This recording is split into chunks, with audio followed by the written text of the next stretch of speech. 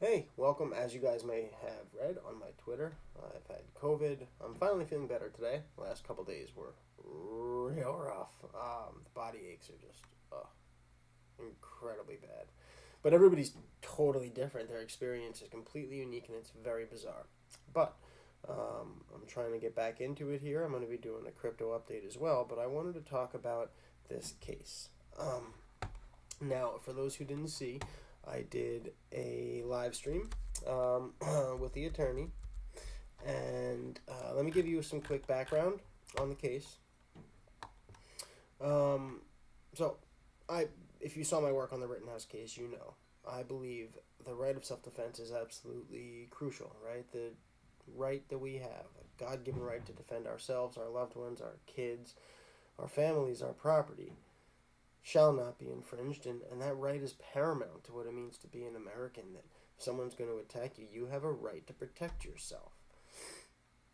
That's why so many of us have had such an emotional attachment to the Kyle Rittenhouse case. Now, this particular case is a lot different. It's in no way similar to the Rittenhouse case. It's completely unique, but it's also more important in some ways, and I want to explain why. There's a political angle to this, which I haven't heard people talk about, but I'm also one of the first people to even address this case, and I'm hoping a lot more people do because it's very important.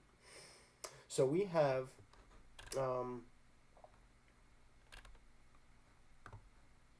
in this case, Alejandro Gonzalez, who is being accused of first degree murder, essentially. Why don't we start by showing you what the media's version of events is? Let's do that. Here, good idea. Let's do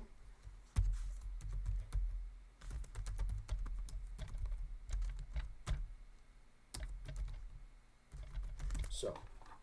This way, you'll be able to get that first-hand account first, right? So now you can see what the media is saying, and this actually happened back in September, so it's not new. We're just getting press on it now for various reasons. But all right, so police have identified and made an arrest in the murder of a Baltimore man killed over a feud with his neighbor. Now they've been framing this as just a feud with the neighbor. They haven't gotten into details, but we're going to talk about it because it's very important. Alejandro Gonzalez, 38, is charged with first-degree murder in the shooting death of Travis Ben Watkins, according to the Baltimore Police Department. Ben Watkins, 26, was found shot multiple times at 8 p.m. September 4th by police investigating a shooting reporting at the 5000 block of Corley Road. He was taken to an area hospital where he was pronounced dead. Homicide detectives later learned that Ben Watkins had been involved in an ongoing feud with his neighbor that escalated when he was shot again. Based on their findings, detectives identified Gonzalez as the shooting suspect and got a warrant for his arrest. The 38-year-old was taken into custody in Georgia and extradited to Baltimore late last month. Court records show Gonzalez has a preliminary hearing of August 28th. Now, they haven't really elaborated very much on this, on exactly what it is that happened. Now, I had tonight I did a live stream. We went about 2 hours and change, I think, on the live stream. We really covered a lot. I hope everybody will watch it. And I had Mike Stark on. Mike Stark is Alejandro Gonzalez's attorney, and he was on Tucker Carlson last night. A lot of us just heard about it for the first time because he was on Tucker, and that's great. I think that's going to get a lot of eyes on this case because this guy is a genuine war hero. Like, legit. He is a war hero. He's going in when nobody else is, and he is taking fire and saving lives. His team, his unit, his platoon, he's saving lives across the board, doing his work like an absolute champ. He has so many acts of valor on his record. I'm not sure exactly which commendation medals he has, but I know this guy is an absolute madman overseas, and he did an incredible job. He was in the Army for over a decade. He has a couple Purple Hearts, definitely some medals for valor and bravery. So I'm going to do a write-up on him that explains exactly what medals he has been the recipient of. But I'm going to show you guys some of his meritorious acts that yielded him those awards and give you an idea of just how tough this guy is. So, the actual story, if you don't have time to go and sit through a 2-hour live stream, is he was from Georgia, and he was driving up to New York to visit his grandmother, right? His kid's great-grandmother. They stopped right here. Now, this is his mother's house, his kid's grandmother, right? So they stopped in Baltimore to this house to pick up his mother on the way to visit his grandmother. When he got there, he saw that there were a bunch of cats outside, asked his mom what happened, and she said she doesn't like cats normally, but she leaves food out for them because it gets rid of the vermin because they get mice. Because the guy who lives above always puts his trash out on the balcony, and it drips down below onto the first floor, and it attracts mice and vermin. They're just too lazy to take the trash out to the dumpster, I guess. Well, the guy has been very nasty, didn't show any respect at all to the woman who lived there, Alejandro's mother, and as a result, he was forced to say something. So he said something to him up on the balcony and said, "Hey, bro, can I talk to you for a minute?" From all accounts, from all witness statements, he didn't say anything violent or aggressive or in any way negative. He pretty much just welcomed him to discuss the matter and said, if you have a problem, talk to me about it. Obviously, you don't have to talk to my mother about it. And I guess the guy just lost it. By all witness accounts, he flipped out. He said, "Stay right there. We're going to take care of this right now." So he knew what was up. Alejandro knew that something was going to go down. He's from a rough neighborhood, I guess, according to what Mike, his attorney, said. He's from the streets, and he knows what that means. So he got his kids ready to go. Everybody's in the car. He's telling his mom, "Let's get out of here." They wanted to get out of there as soon as possible before he called backup. It turns out this guy is well known as a gang member. So they didn't want him to call for backup from his gangster buddies. And what happened was he had taken his mom's gun. She has a 9mm pistol, a Glock, and he had grabbed it. She keeps it inside the front door. And he was trying to get everybody in the car, but he knew if this dude came downstairs, it's very possible he could come downstairs armed and ready to kill, ready to fight. So he was armed just in case. He's packing everybody up. He's out at his car, and the guy comes out. That Watkins guy comes out of his house ready to go. He's holding a chair, a wooden chair, which he smashes on the front lawn up here and starts running towards Alejandro with a broken leg, which could either be used as a club to beat him with, or depending on how sharp it was, it could have been used to impale him, right? So let me give you the layout of what happened here, and I can show you what we're working with. So let me do this. I actually already put this in paint just to show you a couple images this way because it's much easier. So I can just draw right on this, right? So if I draw this, his car was a little bit in front of this car, right? So it was about right here. Pretty much the back was near the this utility pole. So he was there getting his kids in the car, buckled in, and he was up against his car standing on this sidewalk, right? He was standing on the sidewalk with his back up against the car. The guy comes out of this door and starts walking towards him and breaks the chair up here on this lawn area, picks up that weapon, right? The leg from one of the legs from the chairs. Whoops. And he starts running towards him with the thing up in the air, right? So he had it up in the air, and again, this is from all the witnesses who gave testimony. He had it up in the air, and he was running towards him, just ready to hit him with it.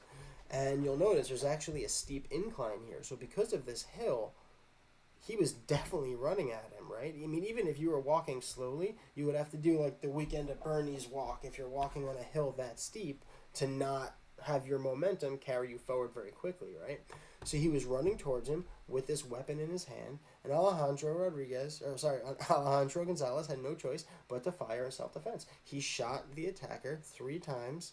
He immediately emptied the chamber and disarmed the weapon, and I believe he actually left the weapon right there, got in the car, got his family out of there because he thought backup, other gang members, somebody was going to show up to retaliate. He just wanted to get his family to safety. He drove them all the way back to Georgia, and as soon as he got them home to safety, he turned himself in. When he went to the VA hospital because he suffers from traumatic brain injury and PTSD. So he was having, as you can imagine, some serious emotional issues given what had just transpired. He got his family to safety. His kids were safe. So he immediately went to the VA and they called the police on his behalf, and he turned himself in. They almost immediately charged him with murder in the 1st degree. He's been in jail ever since, waiting for trial with no opportunity for bail. So, a couple things here. One thing to discuss is the fact that he's a full-on decorated war hero.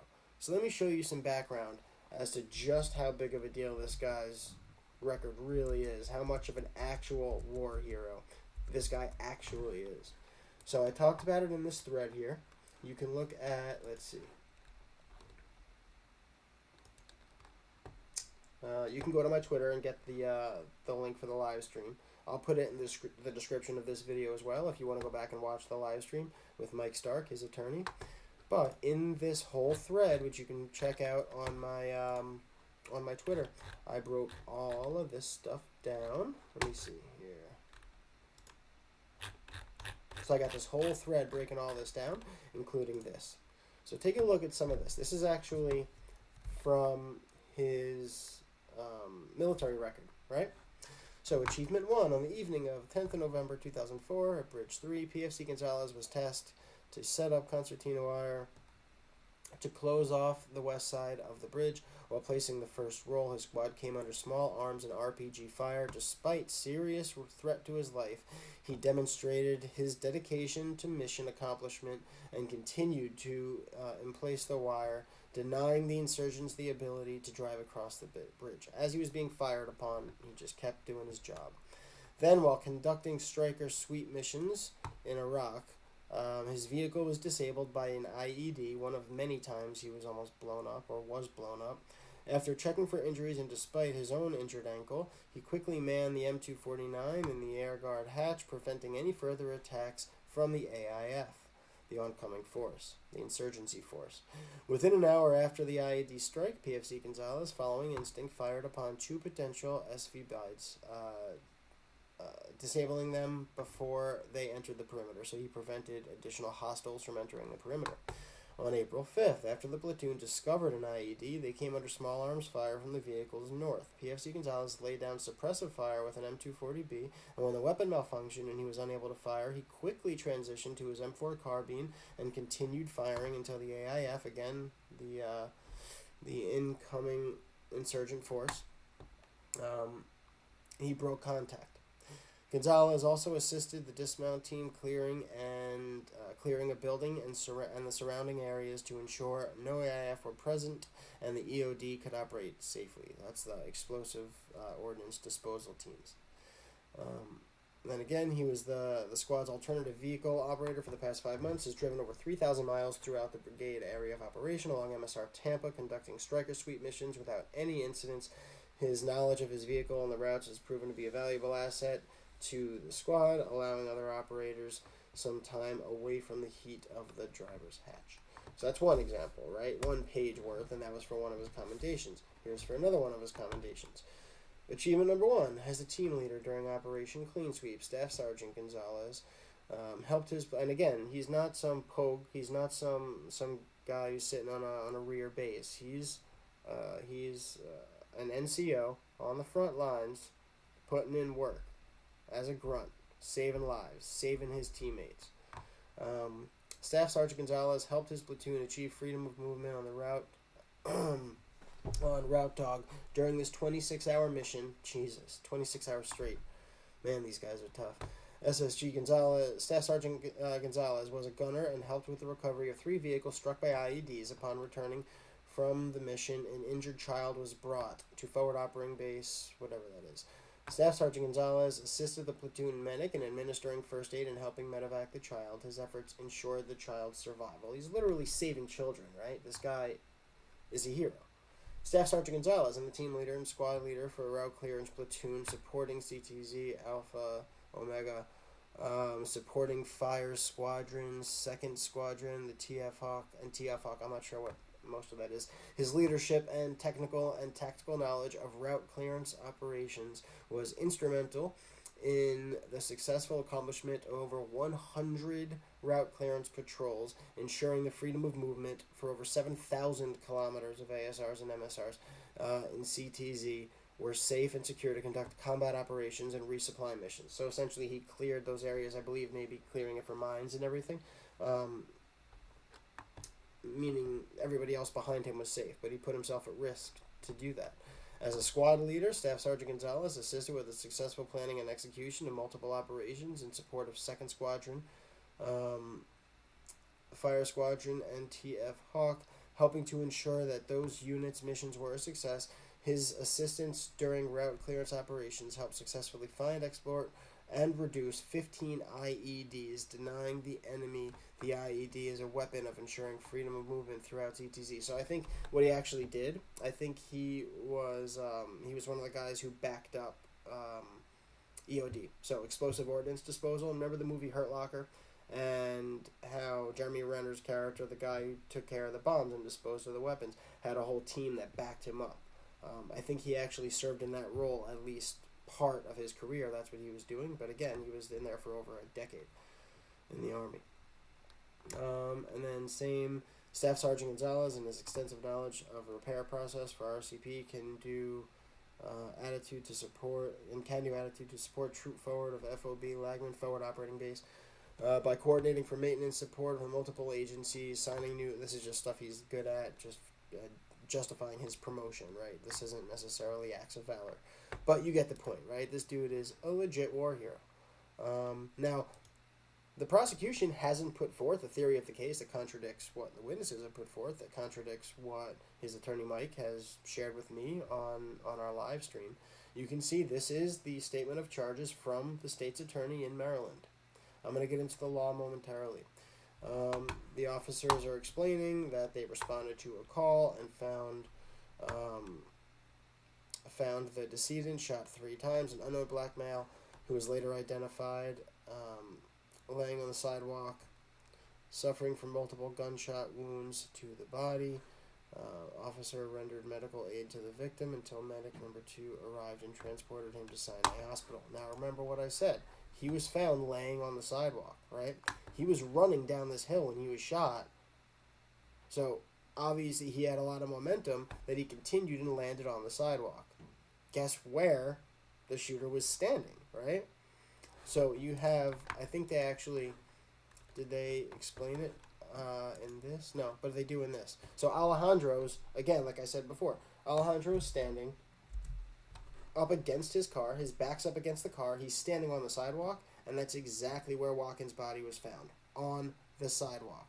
This known gangbanger, known person who's known to be the member of a very violent gang, attacked him, was clearly presenting an imminent threat of great bodily injury or death, and Alejandro didn't have the ability to flee, because you have a duty to retreat in Maryland. It's not a stand your ground state. We're going to get into the legal aspect in a second, but let me finish breaking down what the prosecution has claimed in their statement of charges. Further says that the scene was primarily in the front of the sidewalk, consisted of a live 9mm cartridge, 3 cartridge casings, and bullet fragments, a broken chair in the grass, a broken chair leg in the grass, blood, and the victim's clothing. The Office of the Chief Medical Examiner was notified and responded to Sinai Hospital to recover the remains of the victim for a post-mortem examination. So again, that live 9mm casing was, or cartridge rather, was him clearing the chamber and disarming the weapon to make it safe. And I believe he just left it there on the ground and didn't even take it with him. He left it there for the authorities. I'm pretty sure. I'll double check on that. Investigations revealed that Miss Connie Gonzalez Brown, that's his mother, who lived there, who resides there, was having ongoing disputes about trash and marijuana smoking with the neighbors who reside above her in apartment B2. They were residents in B2, and her boyfriend he was the victim. The most recent dispute, which occurred approximately 1 week ago, resulted in him calling her BITCH. On September 4th, 2021, Miss Brown's son, Alejandro Gonzalez, came to visit from Georgia, and Miss Brown advised him about the ongoing issues with the neighbors.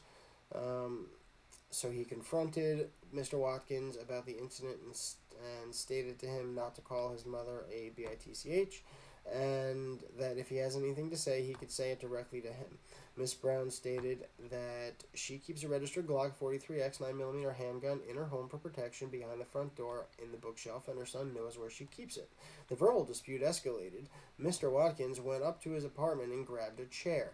broke it on the ground to use a piece of the leg as a weapon, and began moving towards Mr. Gonzalez. At this time, Mr. Gonzalez shot Mr. Watkins multiple times with the Glock 43X handgun, and he then got into his Nissan sedan, which was occupied by his girlfriend and his 2 children, and fled the area. Ms. Gonzalez was transported to the police to give her statement, blah, blah, blah. She also notified the police that her son is an Army veteran who had combat time in Iraq and Afghanistan and suffers from PTSD. Okay. So, it seems like a very clear-cut case of self-defense. If you want to view the segment from Tucker, it's also on my Twitter thread. Let's briefly talk about the law in this case, because what I already explained is in Maryland, there is a duty to retreat. It's not stand your ground. So, in this case, he's standing up against his car as this person is running towards him with a weapon running down the hill. So he obviously didn't have a lot of time. It's not like one of the more recent cases that we've watched with Chad Reed and Kyle Carruth in Lubbock, Texas, where people were arguing, well, they were 12 feet apart, they weren't actually that close, so there wasn't an immediate, imminent threat of great bodily harm or injury. Even if there was a threat of a second before that, that threat had subsided because of the distance between them, right? I understand that argument, even if I disagreed with some of the people making it. In this case, you have somebody who almost had to have been running towards him at a quick pace given the incline of that hill and the fact that his body was on the ground. There's no evidence that his body was moved post-mortem. There's no evidence to suggest that his body was moved peri-mortem before he had actually finished dying. As soon as he was shot, Alejandro immediately got in his car and wanted to get his kids out of there and get them home safely so then he could turn himself into the police and deal with this. He wasn't willing to put his kids at danger if additional gang members were going to come back to retaliate or anything like that.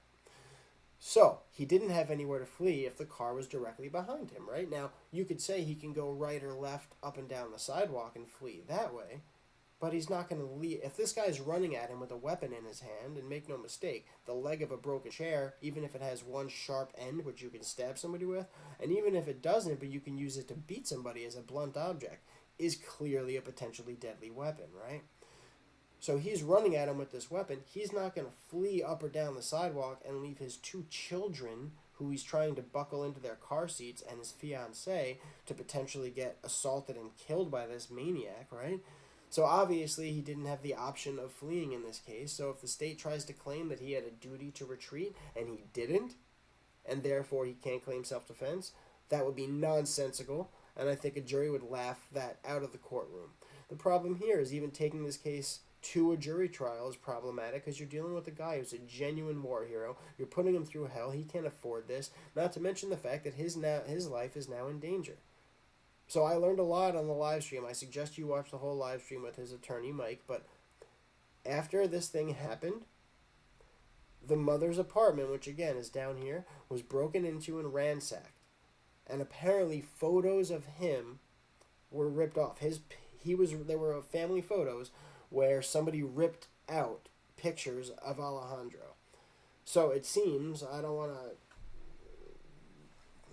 to be hyperbolic, but it certainly seems like there's a hit out on him, right? Somebody wants revenge, considering the fact that this guy is allegedly part of a very, very dangerous gang, publicly so. I think it's safe to say that taking his picture after ransacking her apartment was not only a message to her, but a clear message that he has a target on his back. And now he's in jail and he's unprotected. Now, he's a boxer. He teaches at-risk youths how to box. He's also a war hero with a decade plus of experience serving in the Army.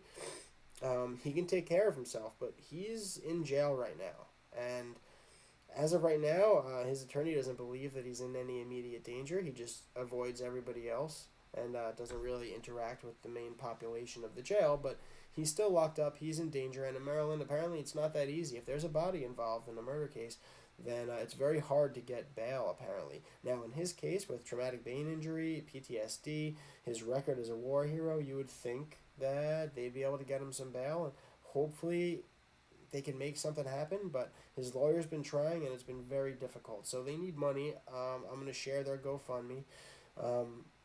They need to raise money to relocate him, so his family will be safe living somewhere else, and they need money to pay for an expensive legal defense.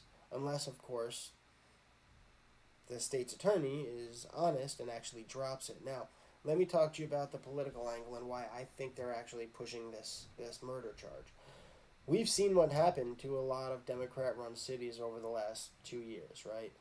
From defunding the police, just refusing to back up the police at all, not giving them the tools and the resources they need to do their job and to keep the electorate, the tax-paying citizenry safe. They've completely let down these communities, and these cities have absolutely collapsed into complete and utter chaos, whether you're talking about New York or Chicago or San Francisco or St. Louis or Cincinnati or Atlanta or, in this case, Baltimore. Baltimore, which already led in many violent crime categories, is actually also setting records of its own for murders, and that's saying a lot because they are one of the leaders in the country traditionally. I think they are so desperate to just show the public that they are actually getting some convictions for murder cases that they're willing to lynch a minority, a Hispanic man, and a war hero, and they're willing to let this guy hang just so they can put a W in the win column and tell the tax-paying citizenry, hey guys, we're fighting, this violent crime and we're putting murderers in prison. I believe that's exactly why they're pushing this case instead of letting this guy go home. Because it is incomprehensible that they would keep this guy locked up, even if they feel like they have a case. He does not deserve to be sitting in jail right now. He's not a flight risk. He doesn't have the resources to skip bail. And he should be at home with his family. Not to mention the fact that they're all traumatized. He himself already has PTSD from his time from dedicating his life to protecting our freedoms overseas. Now his kids are suffering from PTSD from watching their father almost getting killed and having to shoot a man in self-defense. This is not something that's easy for people to get over. Look at what Kyle Rittenhouse is dealing with. He's suffering from severe emotional turmoil as a result of what he lived through. Right? He was being hunted, and he was trying to do whatever he could just to make it home to his mom and dad again. He was absolutely terrified, and he's going to live with that for the rest of his life. Imagine what it's like now for not a 17-year-old kid, but an experienced soldier who's had to go through over a decade of working on the front lines, operating on the front lines in Iraq and Afghanistan. Imagine what he has to live with every single day. It's not easy. Now, on top of that, he gets home to the States, and he has to live with this again, another incident that he's going to have nightmares about, where he has to worry about his kids witnessing this. That's horrible. So it's terrible that he's not home, and it's terrible that they're even trying this case. I think this is an instance of pure and simple self-defense. I cannot see any narrative that counters the self-defense claim, and unless the state's attorney puts something forward, they need to drop this case. It is completely absurd. I've reached out to the state's attorney's office and asked if they could provide me with their theory of the case, if they want to provide a statement, and I haven't heard back. I'm hoping they're going to say, well, we actually think this is first-degree murder because based on the physical evidence at the scene, it appears that when Mr. Watkins was shot, he was still 30 feet away from Alejandro Gonzalez. Fine, if that's true and you have the physical evidence to substantiate that claim, great, charge him with murder and release that info to the public. But that's not what the physical evidence appears to show, is it? You had the shooter and the decedent located on the same sidewalk, so he clearly wasn't that far away. You found the weapon on scene because he had the bludgeoning or stabbing weapon, the leg of the chair, in his hand when he was shot, and it was found on the grass along with the broken pieces of the chair. So all the information they have from witness statements from the fiancé and the mother all seem to jive with the physical evidence on scene. Now Mike, his attorney, is waiting for discovery, which he's going to be getting next week. Once he does, I'm sure he'll be able to provide me with more information so I can update you guys. But in the meantime, I'd really appreciate it if you could spread this video, if you could share it wide and far. And I'm also going to be including the GoFundMe link. I know we don't want to support GoFundMe. I normally would never support GoFundMe, but that's what they're using instead of GiveSendGo. So just this once, given the situation, I'm going to make an exception, and I will put the GoFundMe link in the description of this video, and I will also post it on Twitter. Please spread that around. I'd really appreciate it. We need to do whatever we can to help this guy. He is a genuine war hero. He is 10 times the man most of us are or ever are capable of being. And he's given so much of himself to this country, to our freedoms. We need to give some back and do what we can to help him and his family. So I'm asking you guys, please work with me on this. Do what you can. And to my friends who are also content creators, I would really appreciate it if you could cover the story as well. And if you need any information, you can watch the 2-hour live stream I did with his attorney, and you can reach out to me directly, and I can provide you with whatever other information you're looking for if you want to put out some content about this story. That's it for now. I'm new to doing this sort of content, so I don't have a cool sign off. So I'm just going to do what everybody else does and say subscribe, like, thumbs up, all that stuff, notification bell, blah, blah, blah. Oh, and I just got monetized on YouTube, which is cool. However, I'm going to get demonetized within a week, and half the videos I've put up are already demonetized pending review. It's absurd. I literally just got approved for monetization. But I also don't have merch, and I don't have any Patreon or Subscribe Star. I'm kind of new to this, and I've been spending a lot of money doing independent journalism, and everything from the work I did on the Rittenhouse case, with the Lubbock case, the Waukesha terrorist attack. I'm working on that, doing a lot of public records requests and FOIA requests, and this stuff adds up. It's really expensive, and I've also had to put my regular job on hold, and then I got COVID. As you can imagine, I'm struggling right now. I'd really appreciate any support. So even though I don't have merch and Subscribe Star and all that stuff, if you can just help me out with a donation via the donation links in the description of the video, it would be very, very much appreciated. I'd be very thankful. It does mean a lot. It really makes all the difference in the world, and it allows me to do this sort of content, to bring you these sorts of analyses and big stories.